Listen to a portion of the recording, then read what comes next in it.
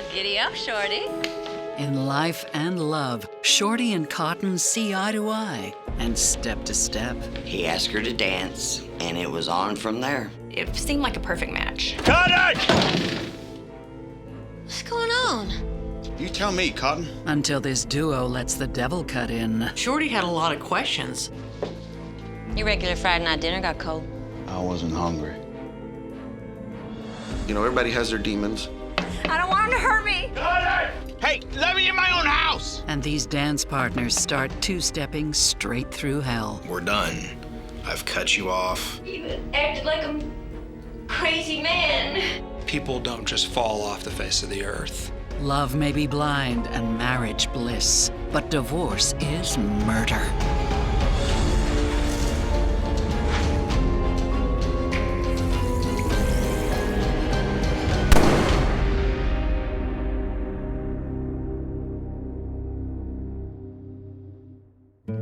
Fort Worth, Texas is more than cattle drives, cowboys, and the world's largest honky-tonk saloon.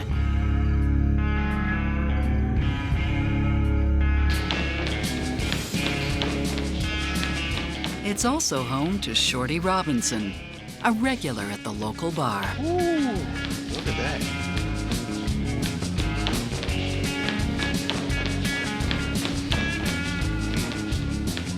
Always had his cowboy boots on, his western pants, his belt, his cowboy hat, his starched shirt. He was all country. He loved everybody, and everybody loved him. He was just so cute and always had a smile on his face. He just loved the ladies. And if they could dance, you were it. Ooh! Y'all mind if I saddle up right next to the best dang dancer in this whole place? Try and keep up, partner. Oh, yeah? Well, how's this? Howdy. I'm Shorty. Oh, giddy up, Shorty. Cotton. Cotton? Well, I'm very pleased to meet you, Cotton. What brings you around here? I've been driving 18-wheeler. Cotton grew up in the Pacific Northwest. She actually drove big rig 18-wheelers, and she ended up settling here. Did I tell you the story about where I grew up? It's a pretty long one. Oh, I want to hear it. Cotton was really drawn to the Texas lifestyle. She liked motorcycles, she liked drinking, she liked dancing, and there's no shortage of places to do that here in this area. She, as luck would have it, had a motorcycle, and he had one too. And it was on from there. They both really clicked. They really did. They go dancing, they go play darts and ride their motorcycles, and you know, they loved going out camping. They just had a really good time. Oh, yeah. Oh, thank you. Cooked to perfection. Just like my present company. Not sure my ex-husbands would agree. Really? Well, and how many of those you got? Let me guess how many you got. Okay, yeah, I like that. Go ahead. Come on, let's be serious, huh? You're getting warmer, but more than that. Shorty had been married many times. I don't know a better way to say that. Yeah, that's it. Not bad. Yeah. I got you beat. Get out. Really? Mm-hmm. Okay. How about this many?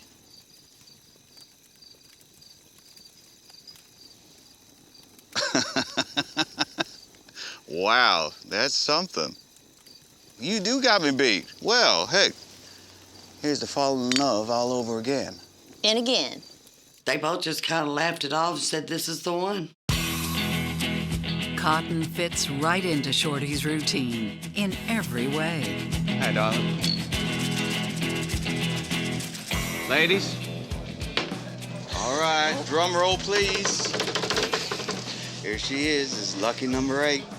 Shorty had brought Cotton for our normal Wednesday meeting. So these are Shorty's angels. Yep. Room for one more? Shorty always can use another angel. Well, lucky him. Hallelujah! She seemed like a very sweet lady, like she really cared for Shorty. And they truly did love each other. We all liked her. But he'd be hopeless without us, right? We all loved her because Shorty loved her. You know, we took her in, you know, just like he would want us to. They were just like young teenagers in love and bashful and, you know, very kind to each other. A few months later, Cotton moves in with Shorty.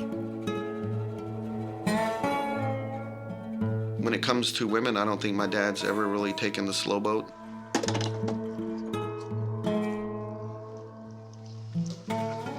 Thank you, huh? You sure I can't make you lunch? You know I think that you're the best dang cook north of El Paso. But today's Wednesday, and Wednesday is tamale day at work. How could I have forgotten? I gotta go. I'm late. Shorty was definitely a creature of habit. He went to work, to the bar, and then home, and then repeat. Shorty's had the same job for more than a decade.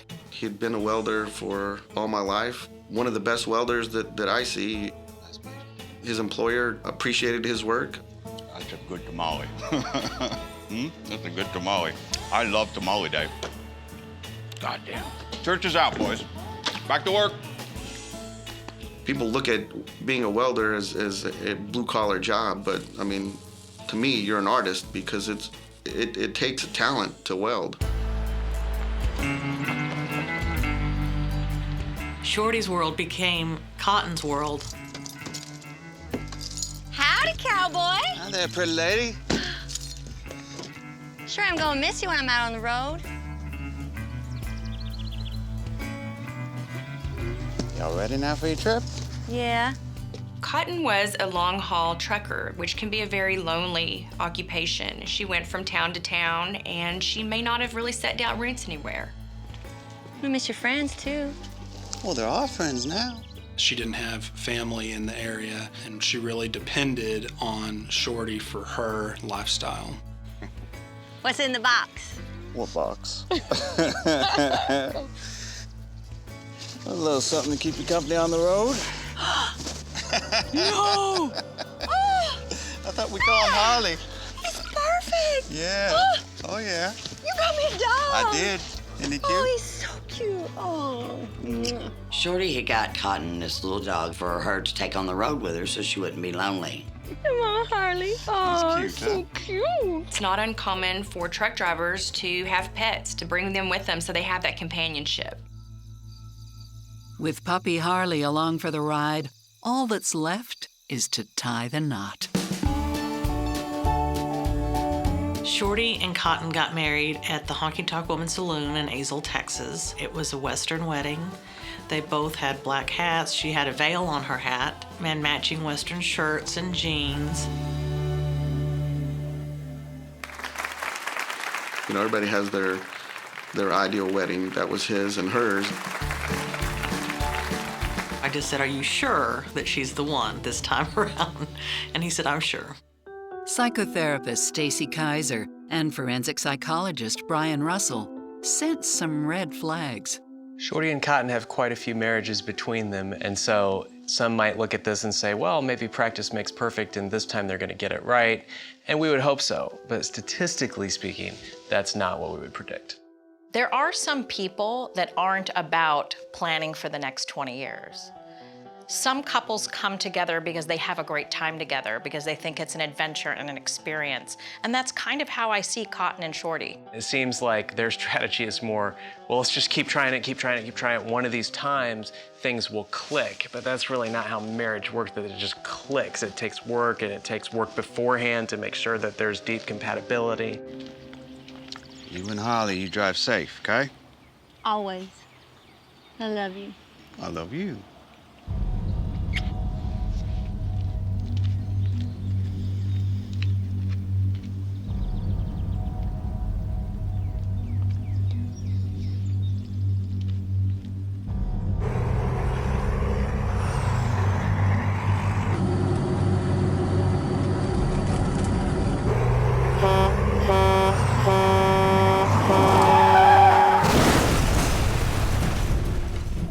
In October 2009, Cotton got into an accident. She actually rolled the 18-wheeler that she was driving. I know Cotton had the dog with her when she had the truck wreck. That's when she lost the dog. It's a devastating blow that will have a lasting impact. Next thing you know, her insurance canceled, and I think that's when a lot of their trouble started.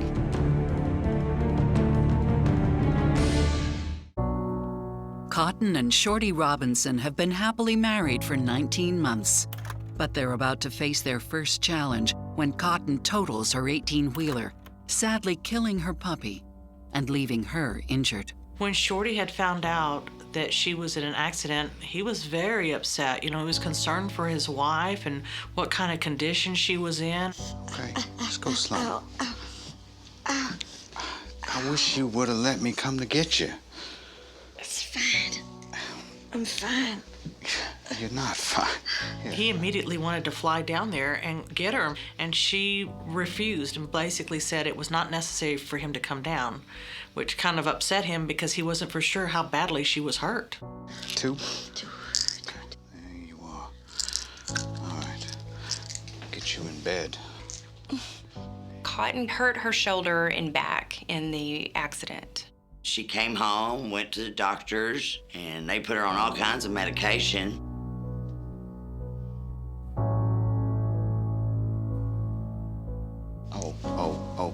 Okay. No, don't. Leave it. Please. Get you covered up here. The medication helps manage Cotton's physical pain, but that's not enough. She's not only lost her dog, but her job too, at least temporarily.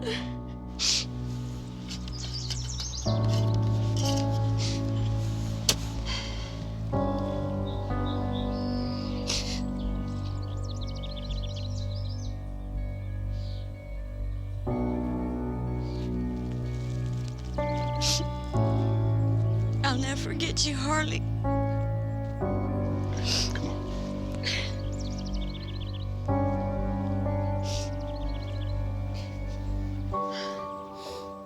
She was injured, albeit not seriously, but it resulted in some period of leave from work for disability. Now, it's not a replacement for Harley, but I did get you something. Come on. Shorty comes up with a plan. Now, you got style, darling, okay?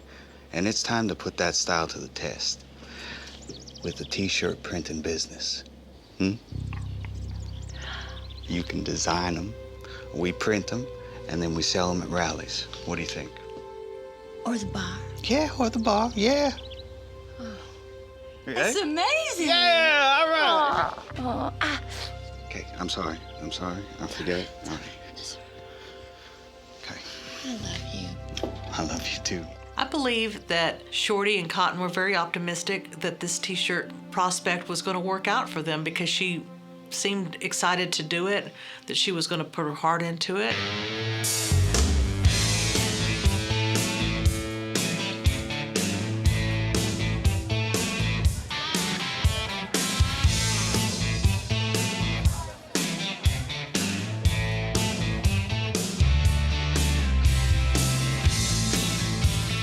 But her efforts are short-lived. I would say that Cotton probably did not sell a whole lot of shirts.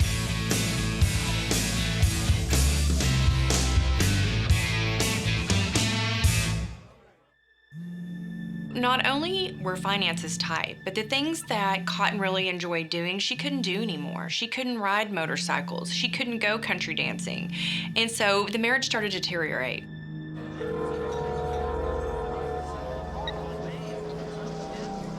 Hon, would you try the card one more time, please? Thank you. Cut it! What's going on? You tell me, Cotton. You leave the bar without even saying goodnight, and then I get this?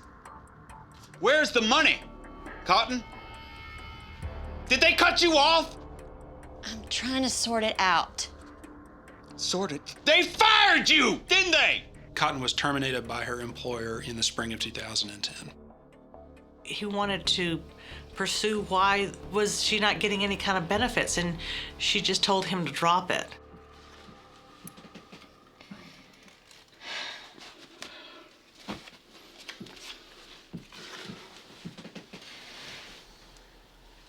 Why didn't you tell me? I couldn't. Sorry. Okay. It's okay. Look, we'll fight this. Okay? We'll fight this. First thing in the morning, we're gonna give it. Could we just drop it, please?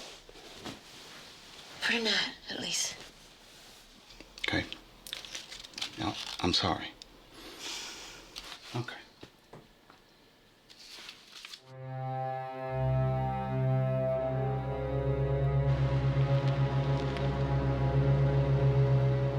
Cotton isn't exactly telling Shorty everything.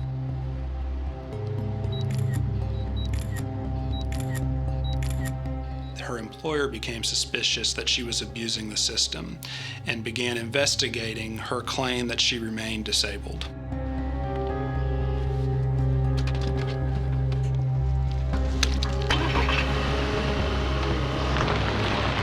Her employer hired a private investigator to follow Cotton around and take videos and photographs of her performing physical activities that would be much more strenuous than what would be required to drive a truck. Who was that? Who's what? Car. I don't know. Well, Shorty had a lot of questions. I mean, she did not want him to go up there when she had this accident, and then the next thing he finds out that she doesn't have a job and they're not even giving her any benefits. So, how's your pain today? Thought maybe we could go for a ride there. Stop. You know I can't. Cotton, I think we're gonna have to talk about selling your bike. I don't think we need to do anything with my bike. Thank you very much.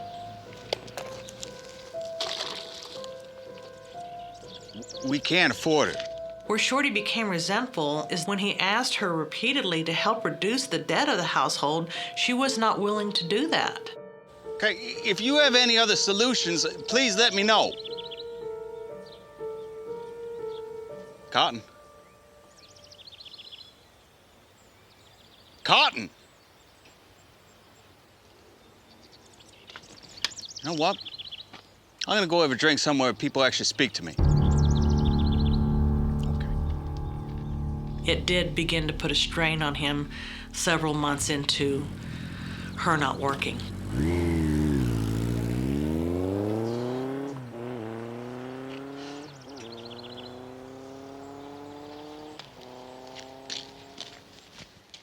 A major accident where a person loses a job, a beloved pet, some mobility, those are exactly the kinds of things that can really create havoc and chaos on not just a person, but a relationship.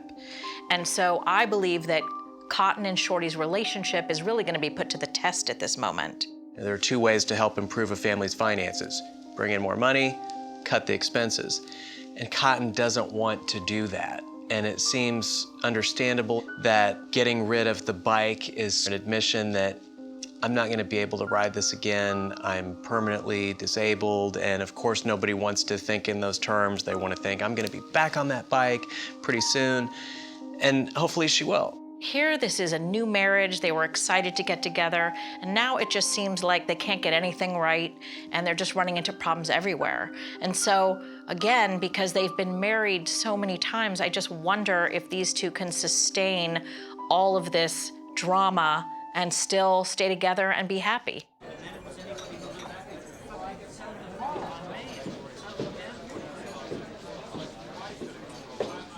Your regular Friday night dinner got cold. I wasn't hungry. Initially, Cotton never seemed to be jealous of all of us that were friends with Shorty. Shorty's angel's my ass. More like his harem. But for some reason, Now, while she's not working and all this pressure's on Shorty, she started, feeling, I guess, jealous. When Shorty would speak with his female friends, she clearly was not happy about that. So she finds some male friends of her own. Seen you around. Just like Cotton, Rick was a stranger to the area. Next thing you know, he's wearing Shorty's clothes, wearing his hat, wearing his boots. After just 2 years of marriage, issues over money and jealousy are threatening to tear Shorty and Cotton Robinson apart.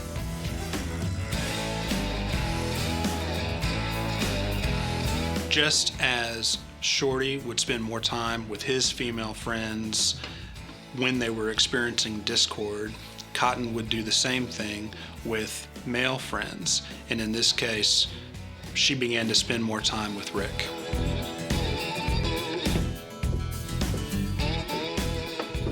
I haven't seen you around. You new? Name's Rick.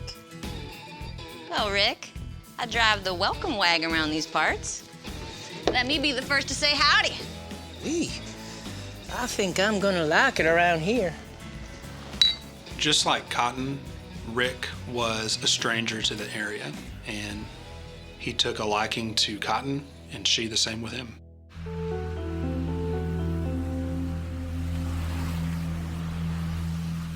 He wasn't working, she wasn't working, and we all know that Shorty had a very strict routine and he was always at work. So she might have been spending her free time doing something she wasn't supposed to be. I did not have the heart to tell my friend because I didn't want there to be any issues. Then, some upsetting news. What's wrong? Johnny Ringo died. Who's Johnny Ringo? He was one of the great ones. Johnny Ringo, he was a wonderful, gorgeous, sexy man. Happy-go-lucky, funny, just a lot of fun to be around. I mean, everybody loved him. Funeral's next week. You think maybe you can come with me? I don't even know him. Cotton, it would really mean a lot to me if you came. No, you go ahead.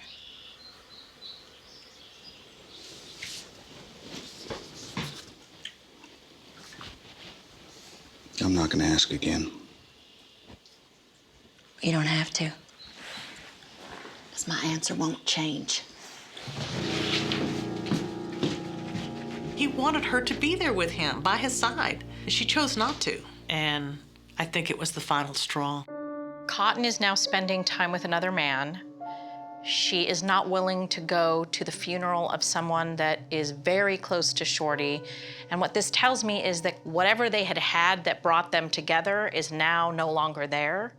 And that she not only doesn't have regard for how he feels, but she also doesn't even care about how it looks. And that indicates to me that she's either just completely disinterested in Shorty's emotional state, or she's angry.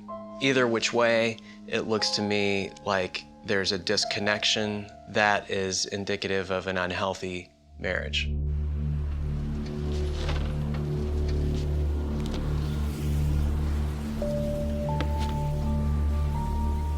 Shorty opened up his own personal checking account so that Cotton couldn't spend any of his money. He was tired of bankrolling her. And so Shorty takes his money from their joint checking account and he puts it in his own. It all came to a climax at the bar after the funeral. I've been to the bank. You think I want to find out you cut me off? Look at me! Look at me, damn it! Look at me! Get out of my face! Listen, get off of me! You tell your little friend he best not come home tonight. Right when she got to the front door, she said, "Lisa, don't forget, tell your friend not to come home." I think her exact words were, "Tell your friend not to come home because he's gonna be in pieces." We call these idle threats.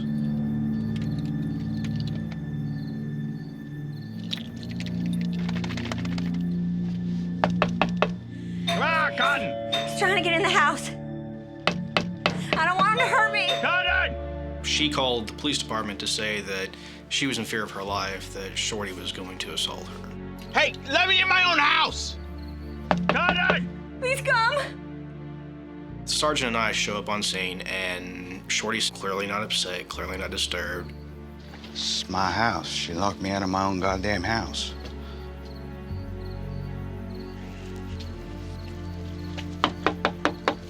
It's police, ma'am.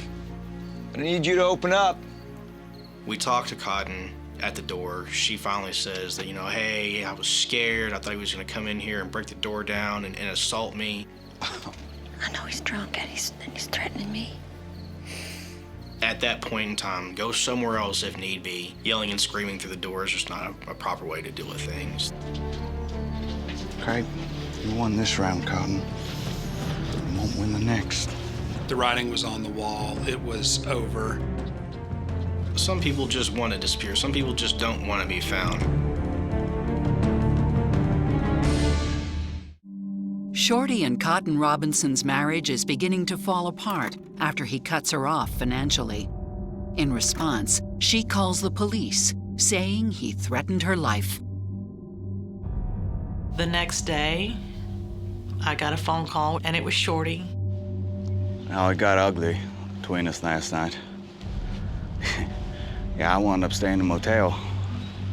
Yeah, it's over. It's over between us. He said, I went home, we argued, the law was called. There was probably more to the story than I know, but I know he had his boiling point and he was going to ask her for a divorce. Don't worry, I got a plan.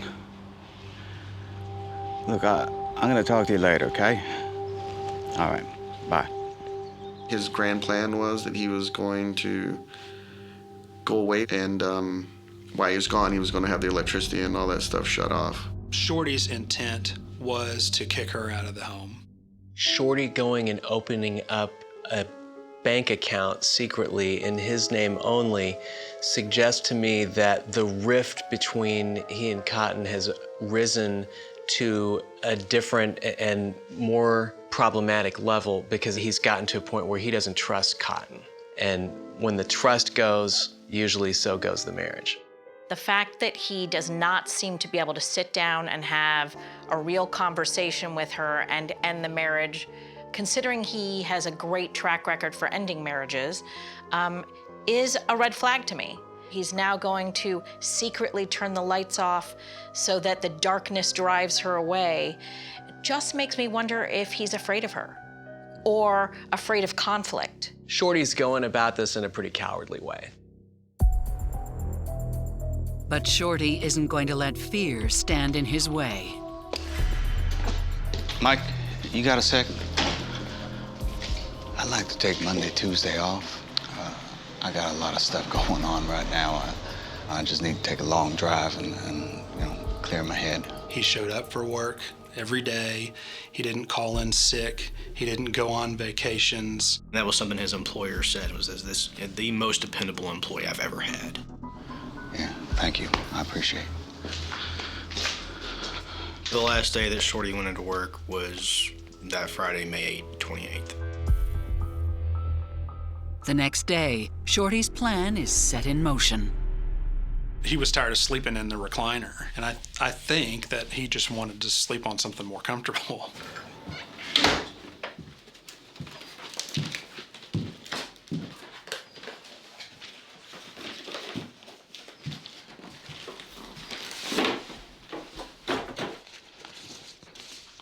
What the hell is that? It's a mattress. I'm gonna sleep on it tonight. And tomorrow I'm gonna take it on my ride with me.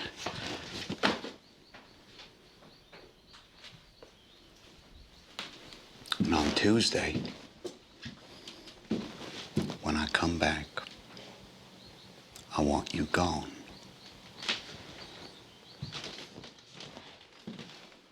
The same day that Shorty had bought the air mattress at the store, his intent was to tell Cotton to leave the house, to gather her things and be gone. And so he went on his vacation, We didn't think anything of it because he was supposed to be gone. But Shorty's vacation seems to take an unexpected turn. Cotton was at the honky-tonk. She started uncontrollably bawling. I mean, just bawling. And I said, Cotton, did something really bad go wrong? I said, it's okay, just, you know, something bad happened. He left me.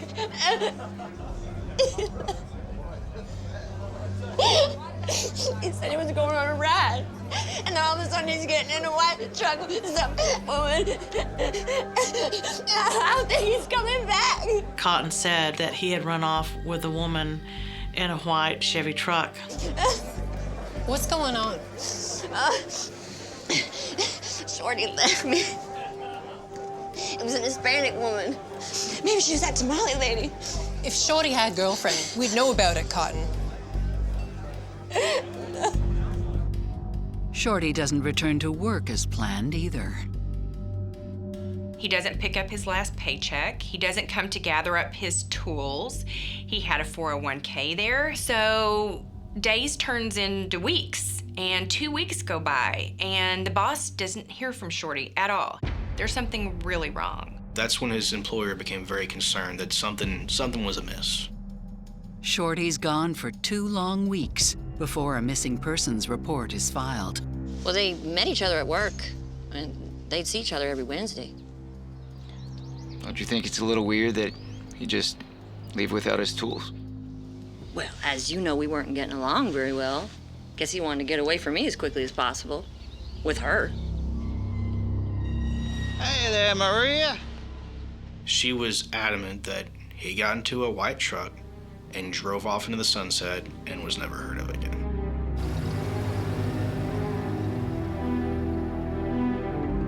So we have 2 conflicting stories. We've got the friend saying he's missing, and we have Cotton saying he ran away with a woman, and me trying to find out what exactly happened. The last confirmed sighting of Shorty is on Saturday, May 29th.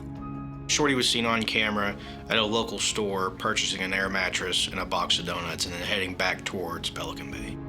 That's the day before Cotton says he left with the woman in the white truck. Perhaps investigators have been focused on the wrong lead. His boss said no one comes up to work to deliver tamales. If Shorty had another girlfriend, I'm pretty sure the rest of us would have known about it. Then there are Shorty's phone records. His cell hasn't pinged off any towers outside the vicinity. 2 months later, police are shocked when they execute a search warrant on Shorty's place. Detective? He was wearing my dad's clothes and my dad's cowboy hat. Cotton and her new boyfriend, Rick, have made Shorty's house their home. What's this?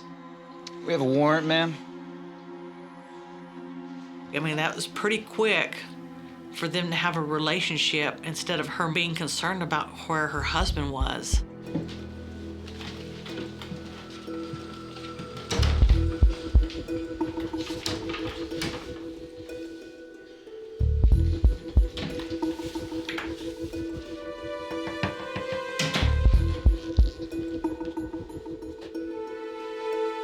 Detective Tobar placed a assist call to the North Richland Hills Police Department, who sent 2 crime scene officers to the home to execute the search warrant.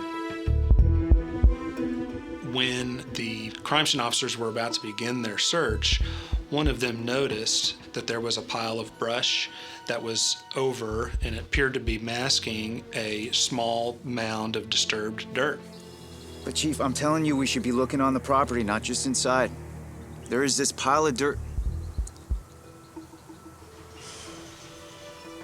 Yes, Chief. The police chief explained that Cotton had said that she had a dog that had died, and that was where she buried the dog. And the police chief instructed the crime scene officers that they were there to execute the search warrant in the home and not to dig up dead dogs. In the end, every lead, everything that they chased down, nothing was the break that they needed. There was still no Shorty. At the end of the summer 2010, the case went cold. Until a new ranger comes to town. I take my hat off to Texas Ranger Claire Barnes. A good homicide investigator has a hunch. All eyes are on Cotton Robinson when her husband Shorty goes missing. She claims he left her for another woman. You always held that hope that maybe he is, drinking a pina colada down there in Mexico, enjoying the good life. But 3 years have passed, and Shorty's friends and family find it difficult to keep their hopes alive. Until a new field office for the Texas Rangers opens nearby. 3 years after Shorty's disappearance, a ranger named Claire Barnes picks up the case and he runs with it. One of the things that Claire did was call Pelican Bay, and Claire spoke with the current chief, who tells Claire that everyone in the area suspects that Cotton had killed her husband, but no one can prove it. Claire Barnes next contacts Detective Anthony Tobar, who's moved on from Pelican Bay to a new agency. He's like, I'm gonna go talk to her. I'm gonna tell her I found something new. I was like, did you find something new? No, not at all. I'm just gonna go pull on some strings and see what happens. He made arrangements to take some time off, is what I thought. Okay. And he took off. You got in that truck? He got in a truck. So tell me, Cotton, what color was the truck again that Shorty left in? It was white. Belonged to a Hispanic woman. So Ranger Barnes re-interviews Cotton, and she gives them the same story that she's been telling everybody for the past 3 years. Give me the license plate number to that truck and I'll have this wrapped up by tomorrow afternoon. I wished I could. After about 2 hours, Claire got up from his seat, asked Cotton if she wanted a soda. She said yes. He went to his office and got a cardboard box, loaded up the box with random materials, folders, papers, just meaningless items, and went back into the room and set the box on the table.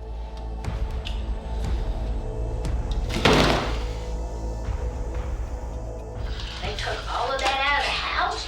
No, this is evidence and other things. Listen, Cotton. He then said to her, Cotton, for 2 hours, you've given me the same story that you've given everyone else for 3 years, but we both know that that story is not true. What happened to him in there? Nothing, he left. He left. Yeah, Cotton, that's not true. Honey, I don't. nothing happened. We know you did it. Everything's in here. He said, this box of evidence I'm taking to the grand jury, and it's not gonna be good for you. So why don't you tell me what really happened? It was readily apparent that she knew that the jig was up, and she took the bait. She changed her story. He came home one night, drunk. What she described was a drunk and angry Shorty returning home in late May of 2010. Of course, she's still up.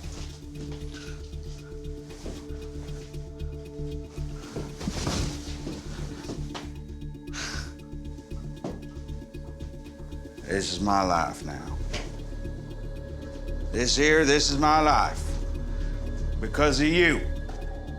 And he was pissed off about money and about us. And I was cutting up some fruit. And he blamed me for everything. And then he came at me. He acted like a crazy man. You turn around and look at me when I'm talking to you, woman! Ah! He surprised the crap out of me. And I turned and I cut him. In the arm. It was just the arm. I'm sorry. Stay away from me! You okay? And I wanted to help, but he brushed me off. Stay away from me!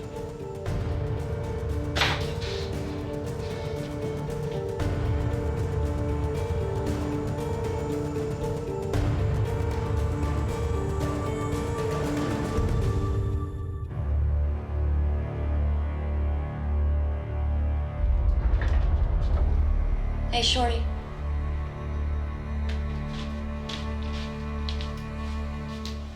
Shorty, wake up. Shorty. Shorty. Shorty. Shorty.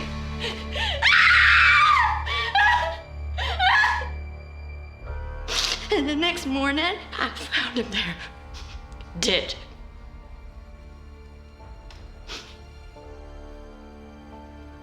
I guess I panicked, so I buried him. She took the twin-size air mattress, cut it open down the middle, put his body inside, and then closed it over itself, drug him out the front door, and put him in the ground.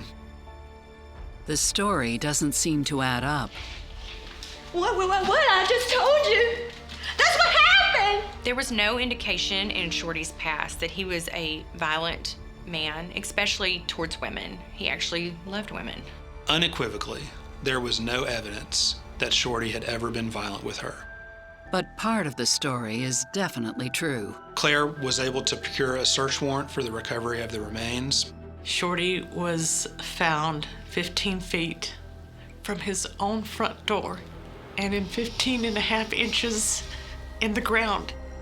What was particularly poignant to me in that image of him walking out of the store with the air mattress is that we later found out that he had in fact purchased his own coffin.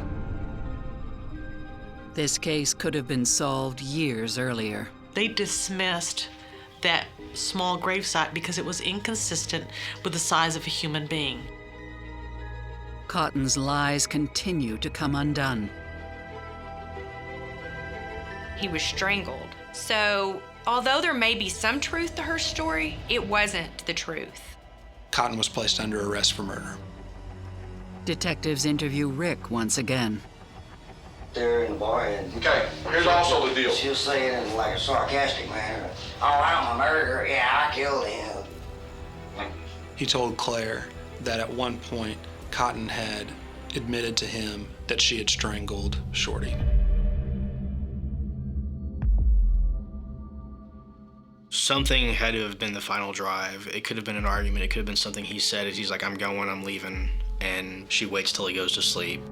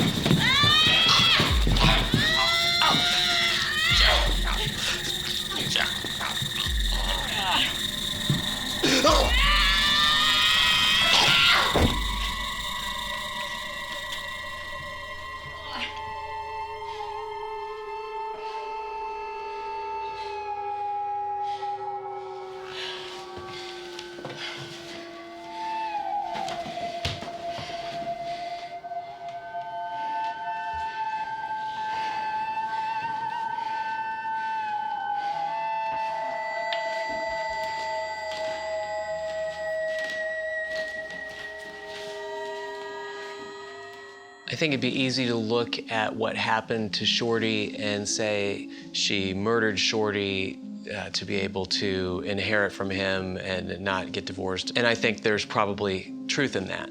But I think also it's highly likely that Cotton felt indignant about the fact that Shorty was thinking he was gonna outsmart her.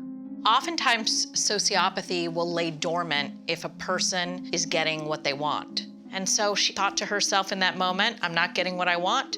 How do I go and get what I want? Well, if I kill Shorty, I will get his house and his money, and then I can go be with the person that I want to be with. And so I think in this case, when it became clear to Cotton that he thinks I'm just gonna walk out and go my way. No, I'm not. I'll show him. And I think she showed him. Neola Cotton Robinson pleads guilty to manslaughter and is sentenced to 18 years in jail for killing Irvin Shorty Robinson. A good homicide investigator has a hunch, and Detective Tobar should be given credit for that. And Claire Barnes from the Texas Rangers should be given credit for getting it over the hill. Shorty will never be forgotten. Shorty was cremated, and they put the urn in the Honky Tonk Woman Saloon, which was his very favorite place to go. And so he's actually there with us. For me, it was just, emotional relief. It's like finally it's solved. I get to put my dad in his final resting place. I think he's watching us anyway.